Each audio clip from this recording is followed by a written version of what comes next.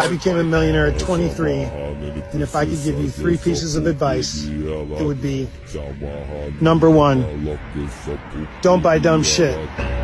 Wait on the fancy car, wait on the fancy watch, and definitely don't buy luxury clothing items till you have at least $100,000 in savings or investment. Number 2, spend your 20s building your skill set and your personal brand, because that will be paramount to success later and make your life a lot easier. And number 3, if you're going to buy your first piece of real estate, don't make it a personal home. Buy a duplex or a quadplex and let the tenants pay your mortgage. You get the capital appreciation and you win in the long run. I became a millionaire at 28, and this financial advice I got was from my dad actually after I became a millionaire. So the first thing that I purchased was a Ferrari, this red Ferrari that I bought at the age of 28 years old. We went to dinner, me, my mom, my dad, and my brother, I believe. They came to visit. My dad literally said, okay, well, what's next? What are you going to do next? And he said, listen, if you can't afford to buy it twice, you can't afford it once. And that kind of stuck with me, and he was absolutely correct. Could I afford to spend $250,000 on a car twice? Did I have $500,000 sitting in my bank account? The answer was no. So I couldn't afford to buy that car. That financial advice stuck with me, and that's kind of how I live my life today.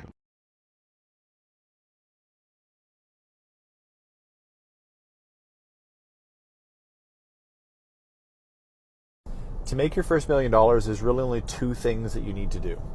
And unfortunately, most people do these 2 things in the wrong order, which is what keeps them broke. But I'm going to show you how to do them in the right order with some tangible real-world examples so you can start using them today. And before I get into it, my name is Taylor. I got nothing to sell you. I just love seeing people be abundant in life. So both of these things have to do with one word, and the one word is maximization. The 2 things are time and money. Let me explain. If you're at the beginning of your journey, you do not want to be focused on maximizing the money that you've got, trying to make a 10x return or 100x return or whatever it might be.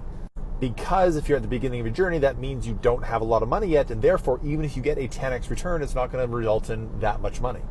Your goal when you're on the beginning of your journey is to maximize the time you have during the day to put toward your money-making endeavors.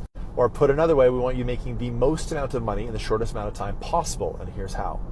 Firstly, we need to get you away from the perceived safety of a guaranteed paycheck. Reason being, if you're making a paycheck, it's because that paycheck is in return for a certain amount of hours that you've spent doing some tasks, meaning you've been exchanging time for money. And what we want to do is get away from that safety, especially if you're early on in your journey because you got time, and actually put yourself in a very high-risk situation of going into a month where you might not even know if you're going to make money that month or not, because you're in a position where you're not exchanging time for money, you're exchanging value for money, aka you are in a sales role within a company. The reason salespeople make the most in any company always, aside from maybe the owner, is because they are perpetually putting themselves at the most risk of not making money, and the most risks of not making money leads to the highest opportunity to make money. Here's an example. On my team, we have 10 salespeople. They start every month not knowing if they're going to make a dime or not because they're on 100% commission. Last month, a couple of salespeople made 10 grand, some made 15, some made 20.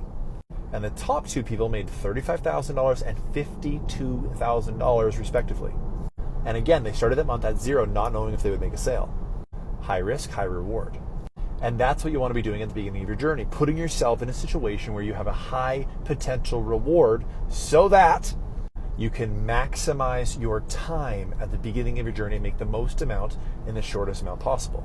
And then when you've done that, you've accomplished step 1, and you've been able to put aside 10 grand, 20 grand, 100 grand, 200 grand, which obviously is possible if you're making $50,000 a month.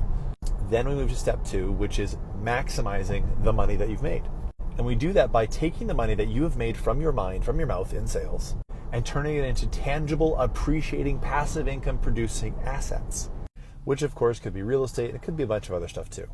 What matters is that when you're in step 2, you are completely crazy, maniacally, obsessively focused on one investment vehicle so that you can gain more knowledge and wisdom in that investment type than 90% plus of the population, which leads to you having a better opportunity to capitalize on it when the opportunities arise.